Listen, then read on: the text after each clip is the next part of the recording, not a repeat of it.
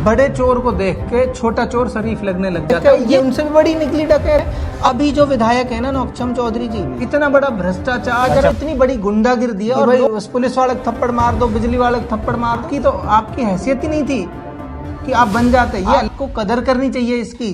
आप तो कामा इलाके की गलियां भी नहीं जानते थे। आम आदमी का बच्चा है, उसके लिए तो सपना देखना भी गुनाह सा है। तो हमारे यहाँ राजनीतिक समझ बहुत है लोगों में। मैं पर्टिकुलरली अताउल्लाह के लिए नहीं बोल रहा, किसी मुझे नहीं पता कि मेरी जिंदगी कितनी है, सब अल्लाह के हाथ में। जिसकी बुनियाद सिर्फ नफरतों के और मुसलमानों के खून के ऊपर जिसकी बुनियाद टिकी हुई थी, ये भाई किसी भी तरीके से बीजेपी को रोकना है। और न मेरे अंदर कभी डर आया किसी भी चीज का। हाँ, ऑन कैमरा बोल रहा हूँ, मैं इन तमाम चुनौतियों को अल्लाह ने चाहा तो बहुत आसानी से हरा दूंगा, बहुत आसानी से। चाहे पुनाना विधानसभा हो, चाहे झिरका विधानसभा हो, चाहे और कोई विधानसभाएं हों, किसी की औकात है जो ये बातें करते हैं तो उनसे दुहाई खिंचवा दी, भाई रुक जाओ खुदा। अस्सलाम वालेकुम दोस्तों, मेरा नाम है सलमान खलील और स्वागत है आप सभी का सलमान टॉक्स के एक नए एपिसोड में।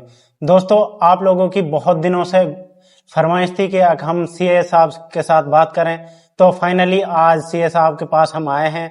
और सीए साहब का मैं बहुत शुक्रिया अदा करता हूं कि उन्होंने अपने बिजी शेड्यूल से टाइम निकाला।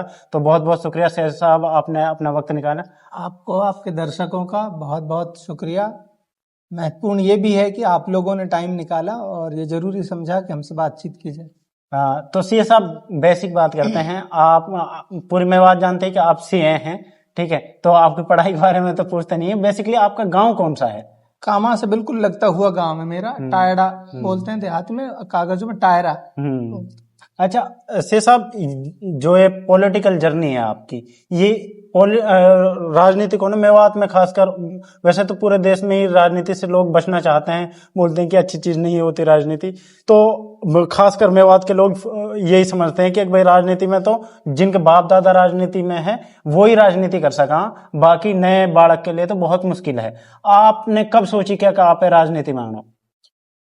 देखिए, जब आप पढ़ाई कर रहे होते हो और आपको इस तरह का एक्सपोजर मिलता है कि आप दुनिया के और अलग अलग इलाकों से, मुल्क के अलग अलग खित्तों से आए हुए लोगों के साथ मिलते हो, उठते हो, बैठते हो, तो फिर आप एक तुलनात्मक अध्ययन साथ साथ कर रहे होते हो पढ़ाई के साथ साथ, कि मैं जिस इलाके से आता हूं उस इलाके में किस तरह की चर्चाएं हैं, उस इलाके में किस तरह का डिस्कोर्स है। और इस बीच मैंने देश की अच्छी से अच्छी टॉप की कंपनियों में ट्रेनिंग भी की। अच्छा। और मैंने काम के सिलसिले में भी, मैं जॉब भी मैंने अच्छी अच्छी ऑर्गेनाइजेशंस के साथ मैंने काम किया। तो वो जो एक्सपोजर था, उसके बाद एक छटपटाहट सी थी मन में कि यार जिस इलाके से हम आते हैं, दिल्ली के नाक के नीचे वो इलाका बसा हुआ है। बिहार और यूपी के कितने सारे लोग हमारे दिल्ली में भरे हुए हैं, हर घर से बच्चा दिल्ली पढ़ने आ रहा है, और हम बिल्कुल दिल्ली की नाक के नीचे बैठे हैं। और वहां से हम चंद लोग हैं, एक दो लोग दिखते हैं बड़ी मुश्किल से। तो इसके रीजनों को हम स्टडी कर रहे थे साथ के साथ। तो ये समझ में आया कि यार कहीं ना कहीं हमारी सोशल और पॉलिटिकल जो हमारा स्ट्रक्चर है हमारे इलाके का, वो कहीं ना कहीं कमजोर है या उसमें कहीं कोई कमी है। तो फिर हमने बहुत शुरू में एजुकेशन का सोचा, हमने राजनीति का नहीं था जहन में। और राजनीति, जैसा आप कह रहे हो कि आम घरों के बच्चे, जो आम आदमी का बच्चा है, उसके लिए तो सपना देखना भी गुनाह सा है। हाँ, सही बात। वो तो लोगों ने ऐसा स्ट्रक्चर बना रखा है कि आम आदमी का बेटा पढ़ लिख के काबिल होने के बावजूद भी ये सोचता है कि ये चीज मेरे लिए नहीं है। तो सेम चीजें हमारे साथ भी थी। हमने सोचा कि मुझे जो लगता था शुरू में ही कि सबसे बड़ा कारण जो है हमारा इलाके का पिछड़ जाने का, वो शिक्षा में पिछड़ जाना है। तो फिर हमने एजुकेशन में काम किया। जब एजुकेशन में काम कर रहे थे तब ये महसूस हुआ कि भाई ये पूरा सिस्टम जकड़ रखा है पॉलिटिकल लोगों ने, और जब तक आप राजनीति और इसको ठीक नहीं करोगे, जब तक ये इस मकड़ जाल में से अपन निकल नहीं पाए, तब हमारे जहन में ये आया कि हमको राजनीति में कदम बढ़ाने चाहिए। हालिया विधानसभा इलेक्शन में आप लड़े और उसमें बहुत अच्छी वोट्स मिली आपको। उस टाइम जब आप इलेक्शन लड़ रहे थे तो मेवात की पृष्ठभूमि पर कुछ अलग चीजें चल रही थी। मॉब लिंचिंग एक साथ हो गई थी। हुसैनपुर से एक लड़के को मारा गया, नासिर जुनैद घाटमिका के 2 लड़कों को मारा गया, और साथ में सैकुल के साथ भी जो अन्याय हुआ था वो लगभग उसी टाइम की बातें हैं। और उस टाइम पर मेवाती समाज में, मेव समाज में गुस्सा जो था सरकार के प्रति चरम पर था, चाहे वो हरियाणा में बीजेपी सरकार हो या कांग्रेस सरकार, राजस्थान की बात हो, दोनों ही जगह हमारे यहाँ पर सरकार के खिलाफ गुस्सा था। उस चीज का कहीं ना कहीं आपको फायदा मिला इतनी वोट ग्रैब करने में, या फिर आपने जमीनी मेहनत शुरू से ही कर रहे थे? देखिए, दो तीन चीजें हैं। चुनाव बेसिकली एक टीम वर्क है और बहुत अलग अलग फैक्टरों का एक मिला जुला कंबाइंड रिजल्ट होता है। कोई एक फैक्टर नहीं है जिसकी वजह से, उदाहरण के तौर पे जैसे हमारे वहाँ जिन घटनाओं का आप जिक्र कर रहे हो, हमारे इलाके में नासिर जुनैद का एक प्रकरण हुआ। ये प्रकरण हुआ फरवरी मार्च के आसपास, जबकि मैंने अपने इलेक्शन की शुरुआत 1 जनवरी को हमने अनाउंस किया। जिस साल में चुनाव होना था 2023 में, 1 जनवरी को, आज भी मेरी सोशल मीडिया अकाउंट्स पे भी वो सब चीजें हैं, मैंने मेरे परिवार को, मेरे गांव के लोगों को इकट्ठा किया, जैसा आमतौर पे लोग करते हैं राजनीति में। आप जब शुरुआत करते हो तो अपने परिवार से, अपने मोहल्ले से, गांव के लोगों से बैठ के चर्चाएं करते हो कि मेरा ऐसा मन है। तो हमने 1 जनवरी को उसकी शुरुआत कर दी थी। फिर हमने लोगों के बीच में आना जाना शुरू किया और अपना जो नजरिया था वो लोगों के बीच रखना शुरू किया। हमारे जहन में, या कोई भी जो राजनीति के बारे में जो सोचता है, मैं नौजवानों को भी ये कहना चाहता हूँ, बहुत से लोग हैं जिन्होंने हमारी ये जर्नी देखी और बहुत से लोग हैं जो राजनीतिक रूप से आगे बढ़ना चाहते हैं और इलाके की खिदमत करना चाहते हैं। मैं उनसे भी कहना चाहता हूँ, मेरे दिमाग में एक दिन भी ये संकोच नहीं रहा कि भाई क्या होगा, कैसे होगा। ये परिस्थितियां तो बाद में सब चीजें बनती हैं, परिस्थितियां आती हैं, उन परिस्थितियों में आपके स्टैंड कैसे रहते हैं, फिर वो तमाम माहौल बन जाता है। उस सब का ही कंट्रीब्यूशन रहता है। मैं ये इनकार नहीं कर रहा इस सब बात से कि उस गुस्से का भी रिजल्ट था। और कहीं ना कहीं एक अप्रोच, एक जो जिस तरह की अल्टरनेटिव जो राजनीति की सोच समझ थी, वो हमने लोगों के बीच रखी। और सोशल मीडिया आज के दौर में ऐसा प्लेटफॉर्म है कि जिससे आप बहुत बहुत सस्ते, बहुत और कम बजट में आप अपनी बात अपने लोगों तक पहुंचा सकते हो कि मेरी ये समझ राजनीति के बारे में। ये सोशल मीडिया की बात आई, लोगों ने आपको सोशल मीडिया पर बहुत सपोर्ट किया और आपकी जो आईटी सेल थी, शायद आपकी तो आईटी सेल है भी नहीं, तो उसका काम जो था वो लोगों ने फ्री ऑफ कॉस्ट किया आपके लिए। क्या वजह थी कि लोगों को इतना प्यार मिला था, खासकर हरियाणा क्षेत्र से? मेरा मानना ये है कि यूं तो हर आदमी बहुत, हमारे यहाँ राजनीतिक समझ बहुत है लोगों में, बहुत वाइज हैं लोग। वोट देते टाइम लोग बहुत समझते हैं, बहुत सोचते हैं। मेरा ऐसा मानना है, मेरा अपना आकलन ऐसा है। लोग आपको हर पैमाने पे परखते हैं, समझते हैं, और जब परखते समझते हैं तो लोगों को ऐसा लगा, मैं ये मानता हूं कि यार नौजवान जैसे हैं, हमारे अंदर एक लंबी छटपटाहट है। आज भी हम ये महसूस करते हैं कि हमारी नई नस्लों में, नई तबके में एक अजीब सी बेचैनी है, एक छटपटाहट है इस तमाम व्यवस्था के खिलाफ। तो उस व्यवस्था को बदलने के लिए लोगों में एक छटपटाहट थी, लोगों में बातचीत इसके बारे में बहुत ज्यादा थी कि यार नई लोग आए, अच्छे लोग आए जो समझ के साथ इस काम को आगे बढ़ा सकते हो। तो हमने जैसे बातचीत करनी शुरू की अपने लोगों के बीच, एक फायदा तो हमें इस चीज का मिला कि एक आदमी है जो क्वालिफाइड है, इस चीज का भी बहुत फर्क पड़ता है, इम्पैक्ट पड़ता है। जो डिग्री मेरे पास है या जो पढ़ाई लिखाई मैंने की है, उसका भी एक इम्पैक्ट था लोगों में कि यार सीए एक मुश्किल कोर्स होता है, लड़का पढ़ के आया है तो कम से कम बेसिक तो इसको अंडरस्टैंडिंग है चीजों की। फिर हमने जैसे जैसे बात लोगों के बीच रखनी शुरू कर दी तो लोगों में एक तरफ से एक्सेप्टेंस आने लगी। जैसे मैं ग्राउंड पे था तो मैं उस चीज को महसूस कर सकता था उस समय भी। जब हम अपनी बात लोगों के बीच रखते थे तो लोग उस पर सहमत होते दिखते थे। तो वो जो सहमति थी, वो सहमति धीरे धीरे धीरे धीरे करके बहुत सारी और कंटेंट जो थे उनको मिलाकर लोगों की सहमति जो है इस पे आ गए लोग कि नहीं ये विकल्प हमारे लिए अच्छा है और हम इसके साथ जा सकते हैं। तो फिर उसको प्यार के रूप में और फिर व्यवस्था के खिलाफ गुस्से के रूप में और इस तरह से सब चीजों को मिला जुला के एक बहुत बड़ा जन समर्थन खड़ा हो गया। और लोगों ने अपने पैसे खर्च करके और लोगों ने बुराइयां लेकर भी और समर्थन किया और उन तमाम जो मकड़जाल हम कह रहे हैं उस सबको तोड़ के लोगों ने मुझे समर्थन किया और लोगों ने सहमति जताई। नासिर जुनैद का जो प्रकरण था उसमें आपने ग्राउंड लेवल पर काम किया। ग्राउंड लेवल पर जब आप काम कर रहे थे तो आपके एक साथी थे अताउल्ला खान। अताउल्ला खान और आप दोनों एक साथ दिखते थे इलेक्शन से पहले, फिर इलेक्शन से आए, अब आप दोनों एक दूसरे के ऐसे प्रतीत होता है कि विरोधी हो। तो क्या सच्चाई है इस दोस्ती के पीछे और इस बिगड़ने के पीछे? देखो, कोई बिगाड़ नहीं है आज भी किसी भी तरह का, लेकिन जैसा आप सबको पता है और मुझे बोलने में कोई संकोच नहीं है, ना कोई नाराजगी है ना कोई बिगाड़ है। बेसिकली बात क्या है, फर्क सिर्फ अप्रोच का है। मैं एक ऐसी अप्रोच का आदमी हूं, या मेरी ऐसे लगा लो मेरी ओरिएंटेशन या मेरी पढ़ाई लिखाई और जो कुछ सीखा आदमी उसी से सीखता है, जो माहौल उसको सब मिलता है, पढ़ता है, लिखता है, लोगों के साथ उठता बैठता है। मेरी समझ इस तरह की डेवलप हुई कि आपको काम करवाना है ना, तो आपको लोगों के साथ बातचीत करके, डायलॉग से बातचीत करके आपको लोग सामने वाले को कन्विंस करना है अपनी बात से, और फिर एक बेहतर माहौल में आपको अपनी बात कहनी है, उसकी सुननी है, और एक बेहतर माहौल में अपने काम करवाना है। दूसरी तरफ एक अप्रोच ये भी हो सकती है, मैं पर्टिकुलरली अताउल्लाह के लिए नहीं बोल रहा, किसी की भी राजनीति में हुई है। गांधी जी के जमाने में भी गरम दल और नरम दल दो लोग थे, दो अलग अलग गुट थे, तो दोनों की अपनी अपनी भूमिका रही। तो उनका नजरिया इस तरह का है, जैसे आमतौर पे उनका दिखता भी है कि भाई उस पुलिस वाले को थप्पड़ मार दो, बिजली वाले को थप्पड़ मार दो। तो ये अप्रोच मेरी नहीं है। हाँ, सही। तो कहीं ना कहीं वो अप्रोच का डिफरेंस है। दूसरी बात यह है कि वो भी राजनीतिक महत्वाकांक्षाएं रखते हैं, और इसमें बुरा नहीं है। मैं तो हमेशा कहता हूं हमारे नौजवानों को, मुझे नहीं पता कि मेरी जिंदगी कितनी है, सब अल्लाह के हाथ में है।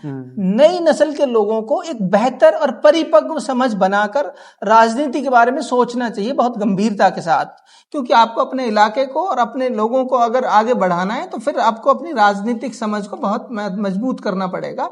और मैं आज भी ये मानता हूं कि हमारे जो नई नस्ल के बच्चे हैं, एक एक्स्ट्राऑर्डिनरी बच्चा है, सिर्फ उनको ये मन में उनके बैठाने की जरूरत है कि वो सब कुछ जो किसी ने पीछे किया है वो आप भी कर सकते हो।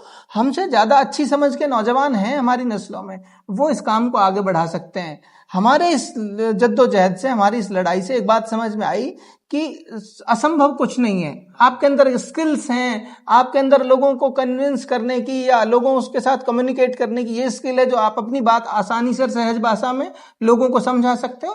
तो डेफिनेटली एक बड़ा तबका है जो इस इंतजार में बैठा है कि अच्छे लोग आएं और हम उनको अपनी रहनुमाई सौंपें।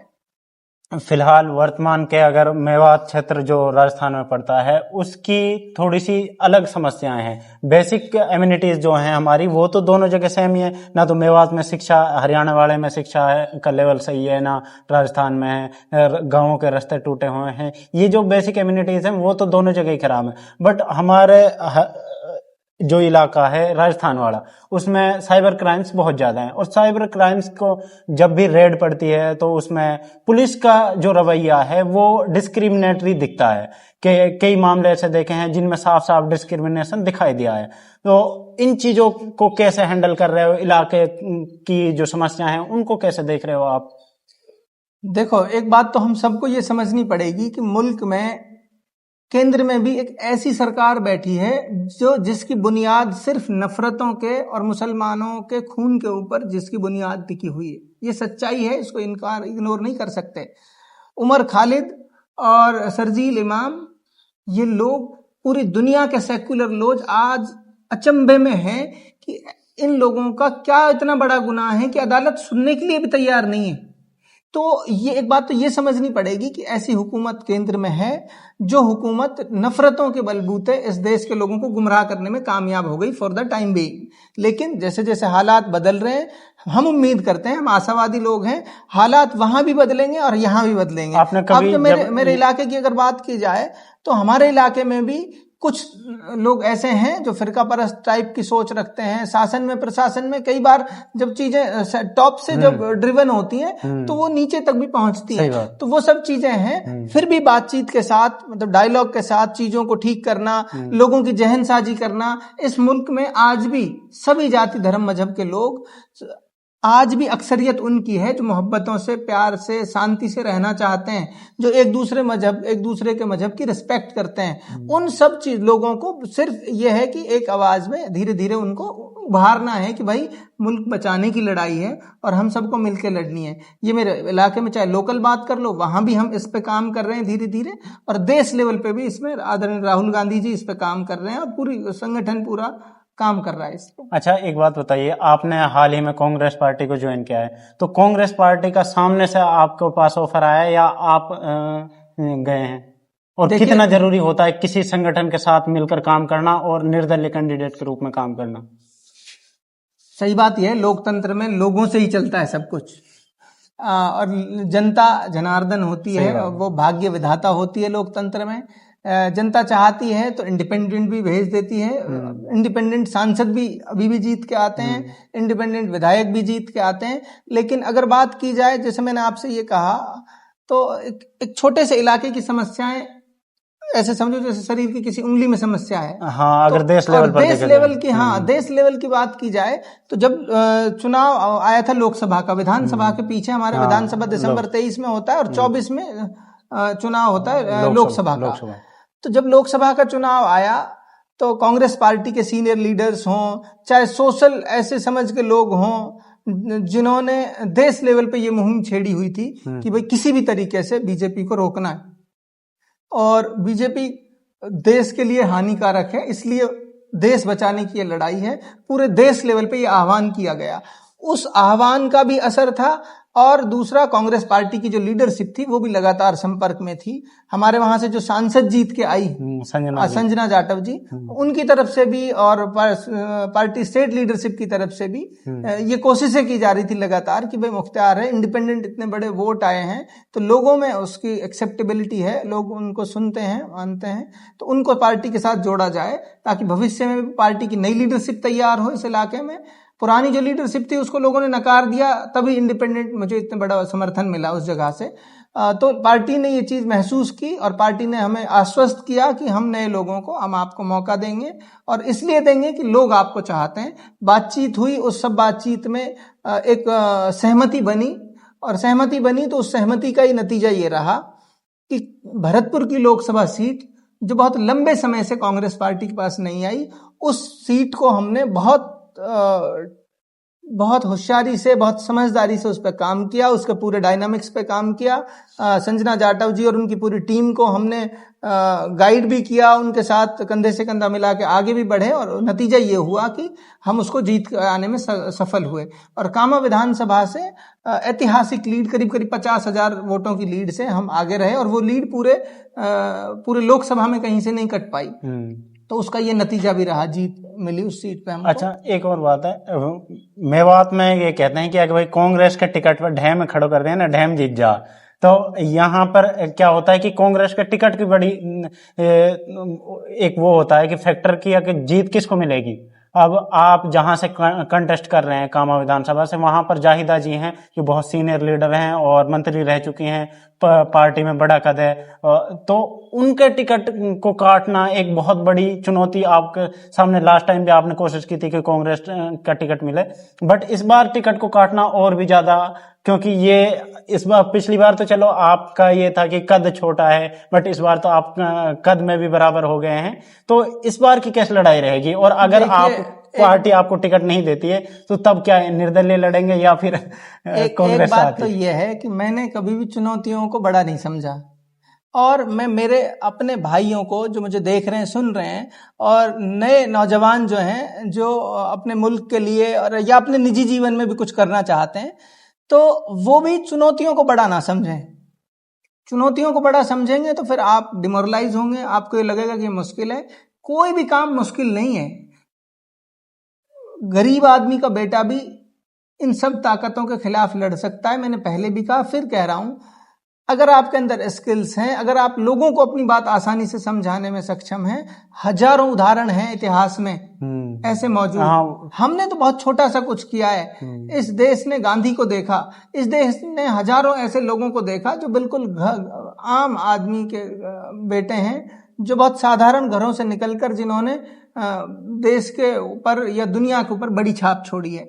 तो ना तो मैंने चुनौतियों को कभी बड़ा समझा और ना मेरे अंदर कभी डर आया किसी भी चीज का। हाँ, मेरे काम करने का तरीका अलग हो सकता है। मैं चीजों को अंडरस्टैंड करता हूँ, अंडरस्टैंड करने के बाद एक लॉजिकल अप्रोच पे मैं आगे बढ़ता हूँ कि भाई लोगों से, अपने यार दोस्तों से, अपने वेल विशर्स से या अपने ऐसे साथी जो भले ही मेरा कोई अपोनेंट ही क्यों ना हो, अगर मुझे लगता है कि इसकी राय इस पर्टिकुलर मसले में बहुत इंपॉर्टेंट है, मैं उससे बात करता हूँ।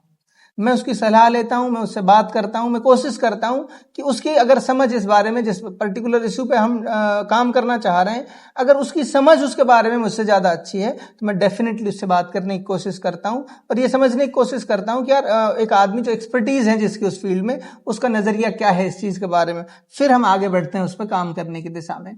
तो मेरे ना कभी चुनौती समझी इन बातों को, और आज अल्लाह का शुक्र है इलाके के लोग मेरे साथ हैं, करोड़ों लोगों की दुआएं मेरे साथ हैं। तो मैं डेफिनेटली ऑन कैमरा बोल रहा हूं, मैं इन तमाम चुनौतियों को अल्लाह ने चाहा तो बहुत आसानी से हरा दूंगा, बहुत आसानी से उन चुनौतियों को हरा देंगे। सवाल ही नहीं आएगा, ये दूसरा है जो आपको उसकी सवाल ही पैदा नहीं होता। चलो बहरहाल अल्लाह आपकी मनोकामना पूरी करे। मेरा एक और सवाल है आपसे कि जैसे क्या होता है कि पार्टी, जब आप इलेक्शन लड़ते हो तो पैसे की बहुत ज्यादा जरूरत होती है, तो कितना पैसा चाहिए अगर कोई नया नेता सोचे कि भाई कितना पैसा तक खर्च कर सकें, और कितना खर्च हो जाता है एक विधानसभा इलेक्शन में? ये थोड़ा टिपिकल क्वेश्चन है, बट मैं कह रहा हूं बहुत टिपिकल नहीं है, ये बहुत आसान क्वेश्चन है, या फिर मैं यूं कह लूं क्वेश्चन कैसा भी हो लेकिन जवाब बहुत आसान है। ये बैरियर है ही नहीं। अच्छा। और हमको और आम परिवार के घर के बच्चों को ये डरा डरा के ये एक वो टेम्बू बना दिया है हमारे सामने। आप हमारे मेवात इलाके के, मैं किसी का व्यक्ति विशेष का नाम नहीं लेना चाहता, एक एक आदमी को आप काउंट कर लो अपनी उंगलियों पे, टिप्स पे, चाहे पुराना विधानसभा हो, चाहे झिरका विधानसभा हो, चाहे और कोई विधानसभाएं हो, इन जितने भी एस्टेब्लिश नेता हैं इनके मुझे व्यापार और कारोबार बता दो किसके क्या है। कामा विधानसभा के नेता हो चाहे किसी का कारोबार बता दो। तो लेकिन इन सब के बावजूद ये सब नहीं, आप मुझे पता है आप भी नहीं बता पाओगे, जिससे पूछ रहे वो भी नहीं बता पाएगा। बावजूद इसके ये इलेक्शन लड़ते हैं, हर बार लड़ते हैं। अगर ये इतना बड़ा फैक्टर होता तो बता फिर इनके पास कहां से पैसा आता। बात दरअसल क्या है, चाहे छोटा सा चुनाव हो सरपंची का, सरपंची वाला आदमी 5 लाख खर्च करेगा ना, जब वो ये कहेगा अरे भाई साहब कड़ी टूट गई, और 50 लाख तो लगा दिया, और जो 20 लाख लगाएगा वो ये कहेगा 1 करोड़ लगा दिया। सही बात। और ऐसे ही करके ये एक बहुत बड़ा बैरियर खड़ा कर दिया लोगों के सोच में, जहन में। नए लोग हैं जो बहुत स्किल्ड हैं और जिनके अंदर ये जज्बा भी है, जिनके कई बार खुदादाद होते हैं कई लोग, कई लोगों को अल्लाह ताला नवाजता है इस ख्याल से, इस सोच से कि वो अपने लोगों के लिए काम करना चाहते हैं, लेकिन उनके सामने ये बहुत बड़ा बैरियर खड़ा है कि यार पैसा कहां से। और पैसे के बारे में मत सोचो, मैं कह रहा हूं ये कौम जो है इसकी समझ में बैठनी चाहिए, हमारे खासकर कौम तो इलाके की ऐसी है, इसकी समझ में बैठनी चाहिए। ये आपको पैसे भी देगी, ये आपको चुनाव लड़ाएगी भी, ये जिताएगी भी। ये वो कौम है जो पंजाब के लोग हैं, इनको समझ में बैठ गया वो मुश्किल में है तो उनसे दुहाई खिंचवा दी कि भाई रुक जाओ, खुदा के वास्ते घर घर से, मैं कह रहा हूं घर घर से चंदा पहुंचाए। तो बहुत ही प्यारे लोग हैं, बशर्ते आप उनके साथ काम करो, उनको अपनी बात समझाओ, वो दुख, जो दर्द, जो पीड़ा आपके अंदर है अपनी कौम समाज के प्रति, वो आप बताओ लोगों को। अच्छा, एक और सवाल है, जब भी कोई नया लीडर खड़ा होता है ना, जो पार्टी चली आ रही है, जो नेता चले आ रहे हैं उनका अगेंस्ट में, तो नए लीडर के ऊपर पहला ही इल्जाम ये लगा होता है कि इसको तो पैसे देकर खड़ा किया गया है ताकि वोट बिगाड़ सके, ठीक है। और ये आरोप आप पर भी विधानसभा इलेक्शन में लगा था कि बीजेपी की तरफ से भाई सपोर्ट है सीएम साहब को और उनकी तरफ से लाया गया है। तो इस तरीके के जो आरोप प्रत्यारोप चल रहे हैं, अभी भी चल रहे हैं आपके खिलाफ, तो सोशल मीडिया पर हाल ही में मैं कुछ पोस्ट वगैरह भी देख रहा था इसी के रिगार्डिंग, तो क्या कहना चाहोगे? सर मैं कह रहा हूं, मैंने तमाम वो नेक्सस बताया ना, वो मकड़ जाल, वो ये मकड़ जाल का ये भी एक हिस्सा है कि एक आदमी को बदनाम करो, एक आदमी को बदनाम जब उस तरह कर दोगे, कौम को कंफ्यूज कर दोगे आप उसके प्रति। नहीं तो मैंने बताया ना 1 जनवरी को मैंने शुरुआत की, इतना बड़ा एजुकेशन में मैंने इन्वेस्ट किया, एक समझ तो पता चलती है एक आदमी की किसी उसके एक्शन से। मैंने आज तक कभी घर बनाने पे पैसा नहीं खर्च किया, मैं बहुत आसान जिंदगी जीता हूँ, बहुत आसान, जो मुझे करीब से जानते हैं उनको पता है मैं बहुत लो प्रोफाइल रहता हूँ, बहुत आसान जिंदगी जीता हूँ। एक एक पैसा मैं ये सोच के खर्च कर रहा हूँ गलत जगह मत खर्च हो। मेहनत से कमाता हूँ, मेहनत मजदूरी करता हूँ। स्कूल बनाया, अभी 84 कमरों का हॉस्टल बनाया हमने। किसी की औकात है जो ये बातें करते हैं, आप सोच के देखो, ये चुनाव से बाद हमने बनाया, चुनाव से पहले हमने करोड़ों रुपए का इन्वेस्टमेंट वहाँ स्कूल बनाने में किया। और आप जैसे लोग हैं, मैं कह रहा हूँ जो हमारे साथ खड़े हैं, और अल्लाह ताला ने इतने सारे नवाज रखा है काम के सिलसिले में भी। मैं ऑन एयर बोल रहा हूं, जब नए लोग स्किल्ड होंगे वो आएंगे तो उनको पता है, अपनी क्षमताएं पता है उनको। एक जिन आदमियों में कुछ भी स्किल नहीं है उनसे आपका मुकाबला है, बहुत आसानी से आप उनको हरा दोगे। मैं करीब करीब 10,000 से ज्यादा लोगों को कंसल्टेंसी देता हूं। 10,000 से ज्यादा लोगों को मैं मेरे काम के सिलसिले में एडवाइस देता हूं, उनको मैं कंसल्ट करता हूं।